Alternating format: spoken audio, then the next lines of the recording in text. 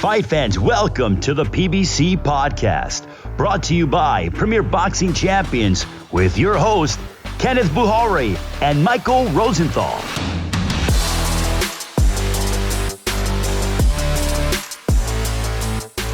Welcome, everyone, to the PBC Podcast. I'm Kenneth Bouhairie. And I'm Michael Rosenthal, editor of USA Today's Boxing Junkie. Thank you all for tuning in. That's if you can hear me at all. I've had a bit of a sore throat these past few days, and no, it wasn't because I was screaming myself hoarse at that incredible Holyfield-Belfort fight. We'll get to that in a second. But on this week's episode, we've got heavyweight contender Adam Kownacki with us. And since this is the week of the anniversary of Mexican Independence Day, we'll unveil our list of the top 5 Mexican fighters of the past 30 years. That'll be in our toe-to-toe section. But first, Mike, let's talk about that Victor Belfort, Evander Holyfield fight, if you want to call it that. Belfort, of course, KO'd Holyfield in less than a round. What were your thoughts on what you saw? I was embarrassed for both Holyfield and the sport, to be honest with you. It was bad. I had a friend text me asking me what the hell's going on with boxing, and this is like a lifelong boxing fan.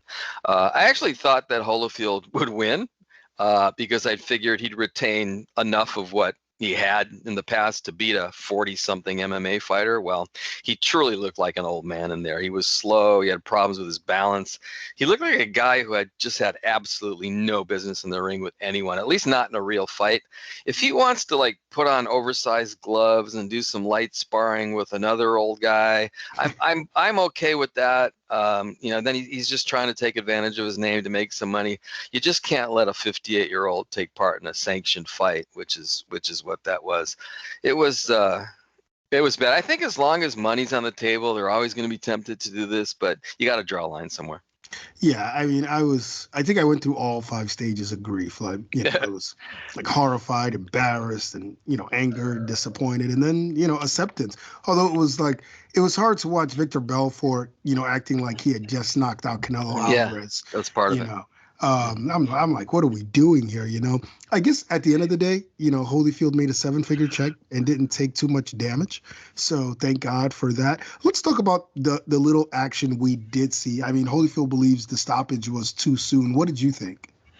No, I don't agree with him. I don't think he was badly hurt, as some people wrote. I do think he couldn't adequately defend himself and definitely wasn't responding to the punches Belfort was unloading at that moment.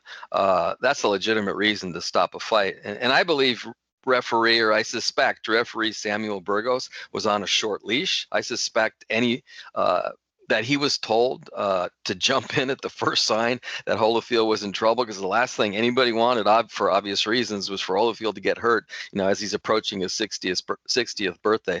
Anyway, that's what he did. He jumped in the first sign of trouble, and he might have saved Holyfield from getting seriously hurt. Yeah, I agree with you 100%. Everything you just said. I feel like the referee had no choice. He was actually close to stopping a few times before, because it was sort of like a long sustained barrage from Belfort, although 85% of the punches didn't land. Right, he's covering up.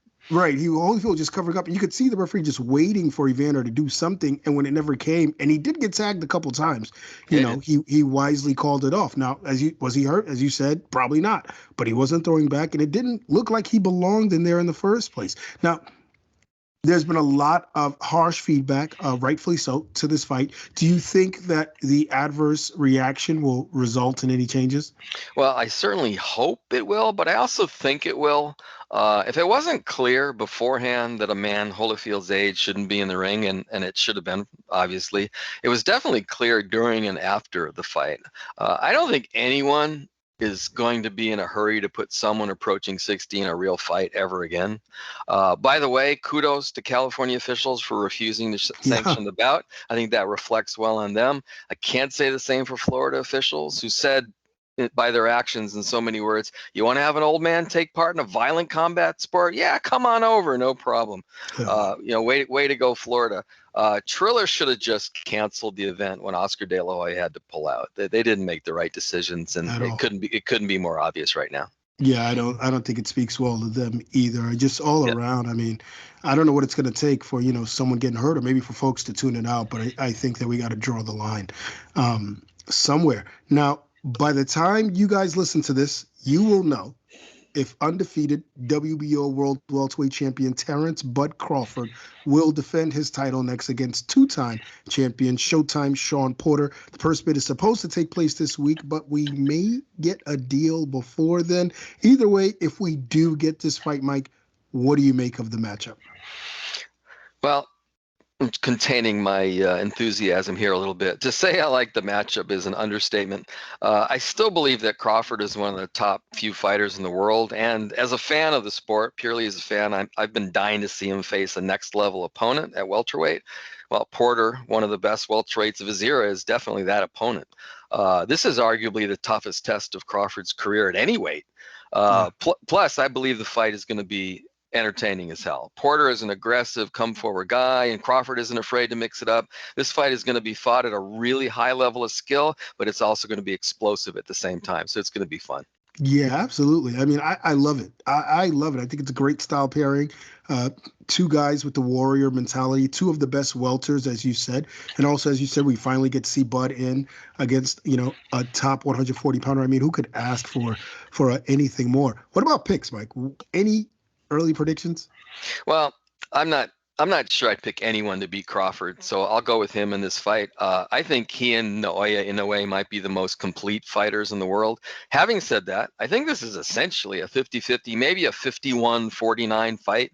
Now, Porter's a former title holder. He has victories over Devin Alexander, Paulie Malignaggi, Andre Berto, Danny Garcia, Yordenis Ugas. He's got quite a resume. And we saw what he did in defeat against Errol Spence Jr., and he almost won that fight. He is the real deal. And again, he's the test for Crawford that fans have been waiting for. I just can't wait. Yeah, I mean, I won't make a pick just yet, but I think this could go a couple ways. I think Crawford will be extremely hungry, extremely motivated to prove himself. He's got all the skills and the power, and he has that edge, born from, the chip on his shoulder for not being able to land the big fights. And I expect he's going to try and take it out on Porter. Now, I didn't love Shawn's performance in his points win over Sebastian Formella last year. Looked to me like he had lost his edge a little bit. I don't know if it was a style thing or maybe he struggled to make weight. Or motivation. Maybe he's slowing down. I don't know. He could have just had a bad camp. Who knows? But he's going to need to find that hunger. The hunger we saw against Paulie Malignaggi, the hunger we saw against Errol Spence Jr. He's going to need to be that Shawn Porter. Now he's been jet setting and commentating all over the country. So I wonder about that. I wonder about that. Yeah. I mean, he's got a lot that that he's doing. So it can be hard to make that switch. But if he does, hey, we could see an upset. With that, he is a heavyweight contender who on October 9th will look to avenge his sole loss when he rematches Robert Helenius on the Fury Wilder 3 undercard at T-Mobile Arena in Las Vegas, live on Fox Sports pay-per-view. One of the most exciting fighters in the game, Adam Kownacki. Adam, first, how has camp been for your rematch with Robert Helenius on October 9th? It's been going well, very long. But it's been good, I can't wait to get in there. Now, you guys last fought in March 2020, right before the pandemic went full blown. Are you concerned at all about the long layoff? A little bit. I mean, it's been a while, over a year. So definitely will be kind of maybe a little rusty in the first couple of rounds, but been sparring a whole lot, so I feel we should be good. Fantastic. Adam, so we saw what happened the last time you and Helenius fought. He stopped you in 4 rounds and was pretty shocking upset. Looking back, what went wrong in that fight? I got a little reckless, I wanted to get him out of there early. I thought I had him. He caught me with a good right hand coming in, and instead of, taking a step backwards, I thought I got, the referee didn't call a knockdown. I tried to go after him, and he caught me again. So it was a good learning experience, and make sure that doesn't happen in a couple of weeks. Well, that sort of leads me into my next question then. Did that disappointment change the way you see yourself as a fighter or change your mindset at all?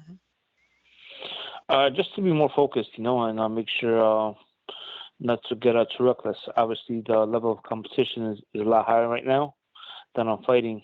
So these guys are big boys, you know. This is what 6'7". So Big he's a dude. big guy, and So you got to be careful about rushing in and not being careful because one punch changes everything. Yeah. So with that in mind, have you made any significant changes to your camp for the rematch? I mean, I was winning the first match. I was up on all the scorecards, just being more careful, you know, making sure that the head is moving more, and just making sure, mentally. We've been sparring a lot, so I'm trying to make sure that I don't rush in as much. You kind of led me. Drills. Yeah, you kind of led me into my next question because you've always been known for that come forward style. You're a crowd pleaser. Do you feel maybe you just had to do things a little differently in the rematch, or do you plan on going after Helenius again? I want to get him out of there, you know. I can't change that. I mean, obviously it hurts my pride a little bit, you know, that a fight where I was a huge favorite, I got stopped. So definitely I'll make a statement that what happened that night was just a mistake, and I hope once we fight and I get the win, that I'll be able to prove to everybody what happened that night was just a mistake at work, you know. I love it. I love the mentality. Do you believe a victory gets you back to where you were before the upset loss? I think so. I know everybody is eager to see me fight again, especially all my fans back in Brooklyn and New York. So I think once I win, I think I'm back where I was, you know. And obviously it's boxing where one punch, you know, makes you lose or change the whole fight for you. So I think if I win and show the world that what happened that night was just a mistake, everybody will forgive me, and I'll be in line for a title shot again. Very good. So in the main event on that card, Tyson Fury and Deontay Wilder will battle for a third time. Fury stopped Wilder in their rematch in February 2020. Were you surprised that Fury was able to stop Wilder that night? Not really. I mean, it's heavyweight boxing. Everybody's big, so very strong, you know. Right. Anything over 200 pounds, you get hit with a good shot, you know. Definitely does some damage. So it's not really, but I'm very looking forward to their fight and see what's gonna happen. Right. So you and Wilder are actually in similar positions, trying to bounce back from disappointing setbacks. Do you think he'll be a different fighter in their third fight? We'll see. You know, he always had that one punch knockout power, which out of like all the heavyweight divisions, he definitely makes a point with it, you know. That's his, like he says, he has to be perfect for 2 seconds, and it's good night, you know. I was there when he fought Luis Ortiz. He was losing the fight very wide too, and then he just caught him with a 1-2, and Ortiz went to sleep. So I think I'm very eager to see what's going to happen. Yeah, there's no denying that power. Well, what do you think will happen in that fight? Do you have a feeling? I don't know. You know, we're both with PBC, so I hope Wilder will get the win. But I don't know. You know, Tyson Fury is a wild man. He's a good boxer, so it'll be an interesting matchup. For sure. Now, getting back to you, obviously a victory over Helenius in the rematch would be a big step forward. Where does a win put you in terms of positioning yourself for a shot at the title? I think it puts me up there. You know, I was in the top 5, I think, in all the major federations before the loss. So I think once I get the win, I'm back in there. You know. Do you have a goal as to when you'd like to fight one of the champions? I just want to right now just focus on Robert. You know, that's the only guy I want to fight right now and get that win. After I do that, I'll sit down with my team, with Al and Keith Connolly, and see my trainer Keith Trimble, and see what's the next move. Adam, we wanted to go back to the beginning for you, if you will. Excuse me. Were you always an athletic kid? Did you do other sports, that kind of thing? I started off with karate. You know, that was my first sport. I mean, I always played sports. I remember playing dodgeball in school, and kickball, baseball. Actually, it was wiffle, but always played sports, but always was chubby. So always athletic, but always had some extra pounds. Got it. So how far did you get in karate? I was a yellow belt. Okay. So what inspired you, or how did you get into boxing? My cousin. I mean, I actually like Angel Galata, so I used to watch his fights on TV, and it was a big inspiration. You know, coming from a blue collar family where everybody used to do construction, mostly construction. He showed like being an immigrant, you could do something else, you know. And I was like, oh, that's what I want to do. I always enjoyed fighting, and there was a gym in Astoria, Queens, where where I signed up to with my cousin, and started going up there ever since. And then loved the atmosphere, loved fighting, and the rest is history, I guess, right? Yeah, right. Yeah. So how old were you when you first put on the gloves? 15. Okay, very good. But we had gloves at home, you know. My family, we always like fighting, so we had some gloves at home, which we always wore, had sparring matches and stuff. So it was always at family picnics and stuff. Well, Okay. no, aside from Galata, who were some of your favorite boxers growing up? Mike Tyson was huge. Then once I got older and started fighting more, obviously Mayweather, Pacquiao, Miguel Cotto, the lighter guys. So yeah, basically those fighters. Yeah, it sounds like you had a love for the sport even when you were young. Yeah, I mean, for sure. I mean, I always loved fighting. I mean, I also remember when I was younger, I used to watch like kung fu movies with my grandfather back in Poland. And always loved fighting, and boxing was like the biggest thing, you know. So I'm happy I was able to find a gym near my house and pick it up and start going. At what point, you said you started when you were 15. At what point did you realize like I could make a career out of boxing? I remember I sparred somebody that was a lot older. I think I was 15. He was maybe like 28, 29. And he wanted to turn pro. And I broke his ribs, I think, or hurt him with a good body shot. And I was like, oh, wow. So the trainer at the gym then told me, like, oh, you're good. Then I entered the Golden Glove tournaments. I won that. And I was like, oh, I could become something in this, you know. I could make this a living, and just stuck with it, you know. Just pay my dues day in, day out, every day, take little small steps. And I was able to, you know, become a main event fighter at Barclays Center. Right. So big picture then. What would you like to accomplish in this sport over the next few years? Become world champion. You know, I'm the first Polish-born heavyweight champion of the world. I think it will mean a lot for my, you know, for everybody. That supports me, you know, to be the first Polish-born heavyweight champion, and also have a champion that was raised in Brooklyn. You know, Brooklyn didn't have a heavyweight champion in a while either, so I think it'll be a nice thing to do. That's a big deal, that's for sure. So getting back to the rematch with Helenius for one last question, what's your prediction on fight night? How's it going to go down? My hand's being raised, you know. Doesn't matter how, but I want to make sure I win that fight, and they'll get me back in the contention to get salary shot. Good deal. Fantastic. Adam, thanks so much for taking the time. Obviously, you're really busy, so we appreciate it. Thank you so much. Have a good day. Now ready for the heavyweight world title fight. No pain, no power. Wilder, Fury, here we go. It's no way out. I'ma never back down. Never run, no retreat, I don't know how. He said he would knock him out. Like when they fire shots on the first round. Mamma mia! When they fire shots on the first round. He puts him down. Heavy is the head that wears the crown. All right, it's time for Mike and I to go toe to toe. Now, this Thursday, September 16th, marks the anniversary of Mexican Independence Day. Some say September 15th, but either way, the anniversary is this week.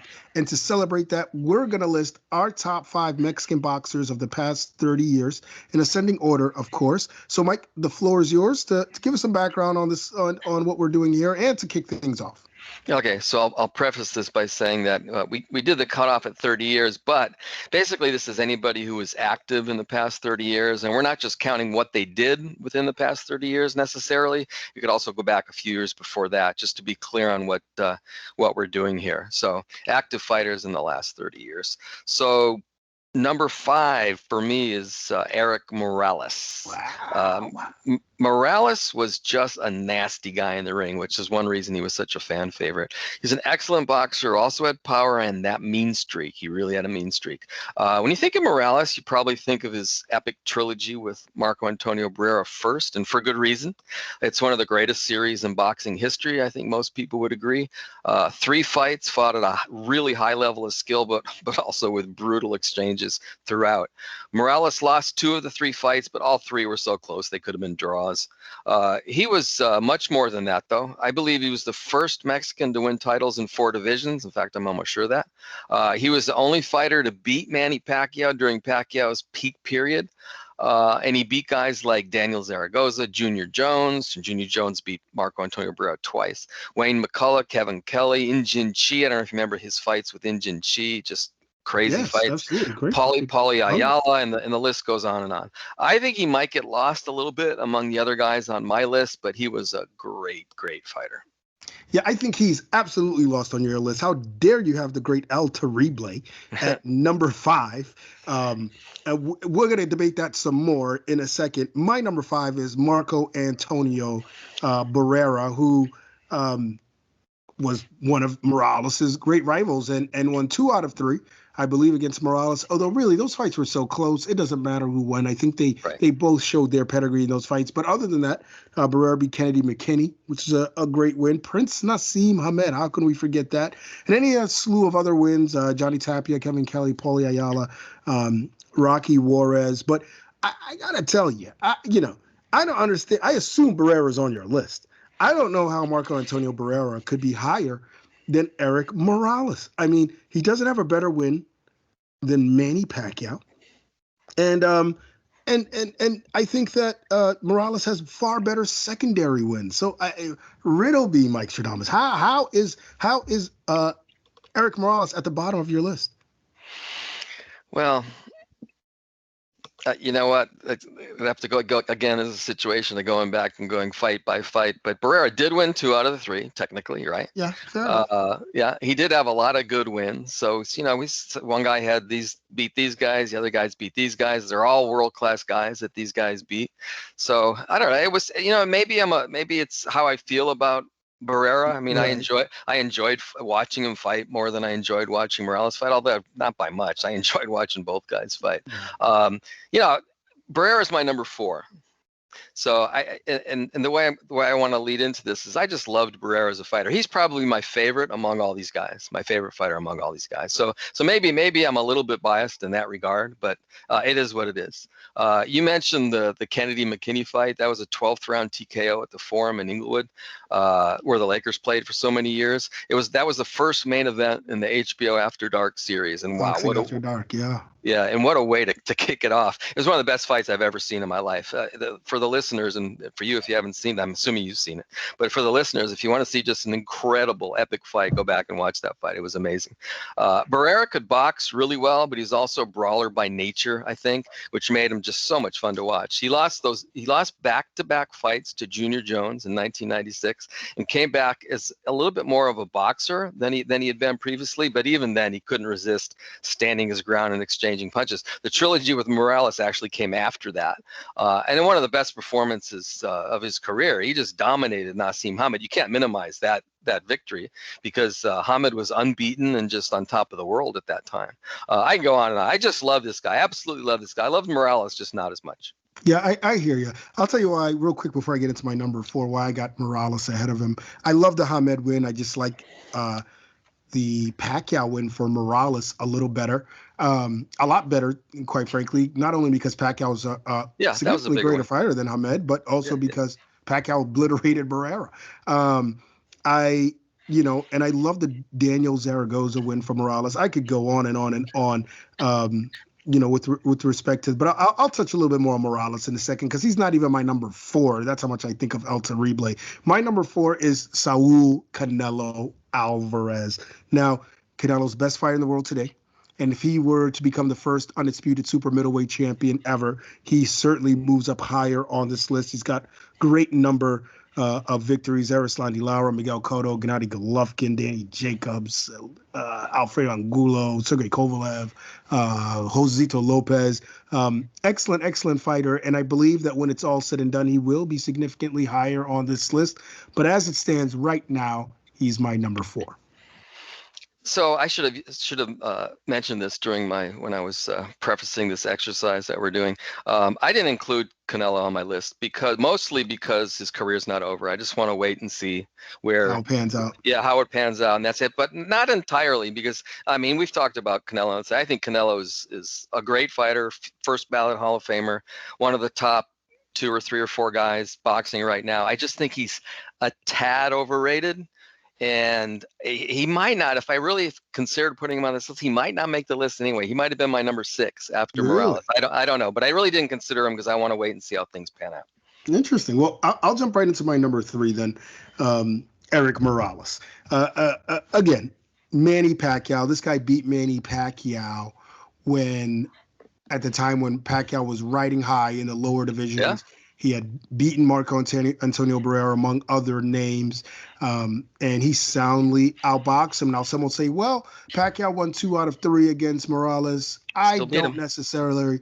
He still beat him, and I don't place too much emphasis on those wins. Yes, they were significant wins, but not as significant as they make it seem. Morales could no longer make 130. He immediately moved up after that Pacquiao fight, and then somehow was convinced to move back down, hint money, was convinced to move back down for Pacquiao, even though he could barely make the weight. And then on top of that, for the folks who don't remember, he had a $500,000 weight penalty fee if he didn't make the weight. I can't imagine how much he was making, but it couldn't be that much more than $500,000. And he went and he lost to Pacquiao, and by the third fight, I think he was a spent force or needed the break that he took. But that aside, just incredible wins. Daniel Zaragoza ended his reign when Morales was only 21, and Zaragoza was coming off what could be considered a career best win against Wayne McCullough. Speaking of Wayne McCullough, Morales beat him too.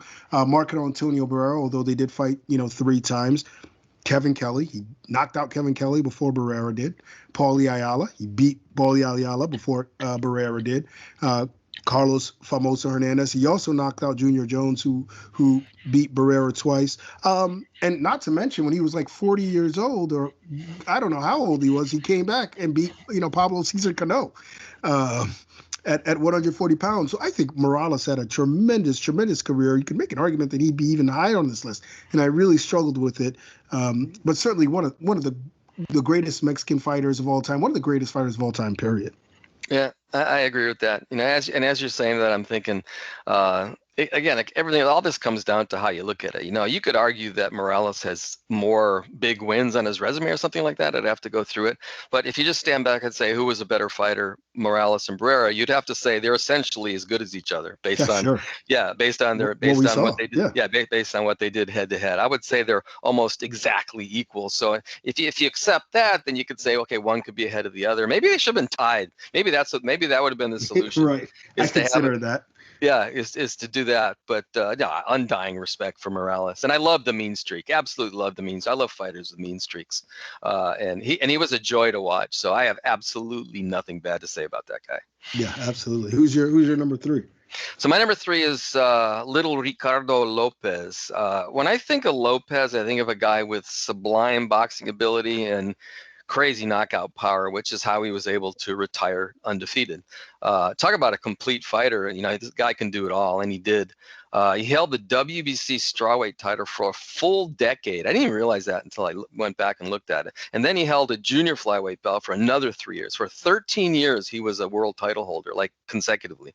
That's a champion. He reportedly was 25-0-1 with 19 knockouts in world title fights. People might say, well, he fought in a division that wasn't that deep. Who did he really beat? Well, he not only beat everybody put in front of him, he dominated everybody put in front of him for a few decades. And I think you've mentioned on the podcast, or maybe in our conversations, that, he didn't finish maybe with a flourish. I'm blanking on the guy's name who drew with him. He wasn't quite as Alvarez. Yeah, right. He wasn't quite as special maybe at the end, but in totality, I mean, the guy was just amazing over a long period of time, which I just thought was really impressive. Yeah, he's certainly one of the best fighters to watch. What is it? You got an old flip phone over there? Or something? No, those are coming in vogue again. No, I have an old school regular phone. Anyway, sorry about that. Let's no keep worries. rolling.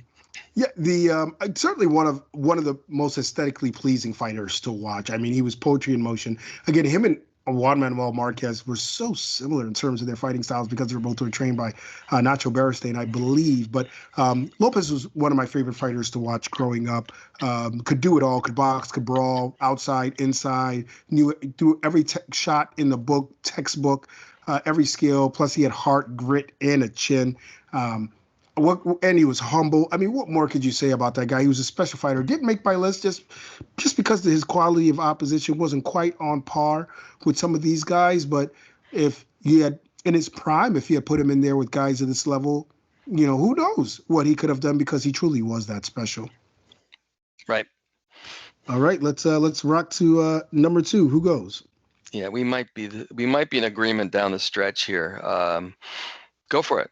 All right, I'm going to go with Juan Manuel Marquez at number 2. And I struggled with this and him and Eric Morales, but ultimately I went with Marquez, the brilliant knockout of Manny Pacquiao. Not to mention, he arguably won the first 3 fights too. Joel Casamayor, Juan Diaz, Michael Katsidis, and aged Marco Antonio Barrera.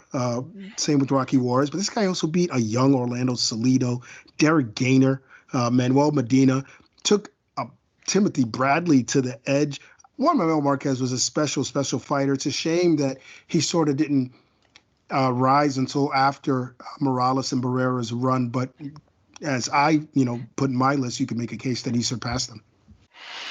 Yeah, my number 2 is Juan Manuel Marquez. You mentioned the guys that he beat. I still believe that the great Mexican trio of Barrera, Morales, and Marquez they're roughly equal fighters. I don't think there's much that separates those 3, but I agree that Marquez probably moved slightly ahead of his rivals late in his career, which was interesting because he largely, as you sort of alluded to, he largely fought in their shadows early on. Yeah.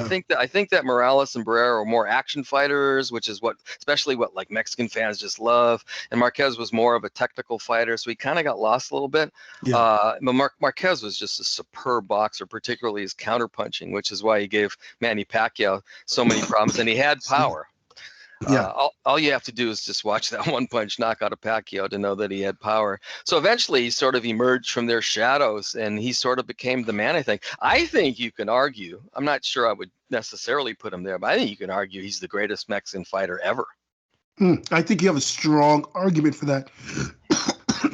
Excuse me. You look at the quality of opponents he beats. And not only that, but you mentioned how he was viewed as a boxer in the past. But once he got in those tough wars, we saw heart, we saw grit, we saw power. This guy put a lot of people on their butts. I mean, not just Pacquiao, Juan Diaz, Michael Katsidis, on and on and on. I mean, the list goes on. He had power throughout the weight divisions, and he was skilled. Fought very similarly to Ricardo Lopez. Just a special fighter. I have a feeling that we've got the same number 1 as well. Yeah, my number 1 is Julio Cesar Chavez. Honestly, and I'll say that we discussed this a little bit off the podcast, and I don't think it's necessarily a slam dunk because there's a lot of great fighters who've come from Mexico, including over the past 30 years. I just think that Julio Cesar Chavez is still the best of the bunch as of right now. He could box, he could punch, and he might have had the best chin of all time. He certainly had one of the best chins of all time. He was just ridiculously durable, and he also had that unusual charisma and desire to connect with the fans, the common man, which just sort of lifted him up even higher as a legend, that kind of thing. People might forget how much he accomplished. First of all, he finished his career with a record of 107, 6-2 with 85 knockouts. You step back and think about that. That's crazy. And he started his career 87-0. I mean, that's really something special. He reportedly was 31-4-2 in title fights. I mean, that's like a career record for most top guys. And that was just in world title fights. He won world titles in 3 divisions, but it was who he beat, in my opinion, that really stands out. Guys like Ruben Castillo, Roger Mayweather twice, Juan Laporte, Edwin Rosario, Bazooka Limon, Jose Luis Ramirez, Meldrick Taylor, and that epic bout where he knocked out Taylor with 2 seconds to go. Hector Camacho, the list goes on and on and on. Those are just the biggest names. The guy just had one of the all-time, forget the Mexican part of it for a second. The guy had one of the all-time great careers among everybody. Yeah, absolutely. I mean, I think you could go on and on and on with the list for Julio Cesar Chavez. You said everything that needs to be said about him. I mean, special fighter, considered the best Mexican by most Mexican boxing fans, although I do think it's a lot closer than folks care to admit. There's a few. Yeah, there's a few other guys. Yeah. Yeah, but I think he is number one. You look at that resume, you look at what he meant to the Mexican boxing fan base and what he meant to boxing, period. No doubt the Lion of Culiacan deserves to be number one. And with that, that'll do it for this week's show. We want to thank Adam Kownacki for joining us. As a reminder, guys, please be sure to like, subscribe, and comment, good or bad, wherever you found us. And be sure to check us out next week for more boxing talk right here on the PBC Podcast.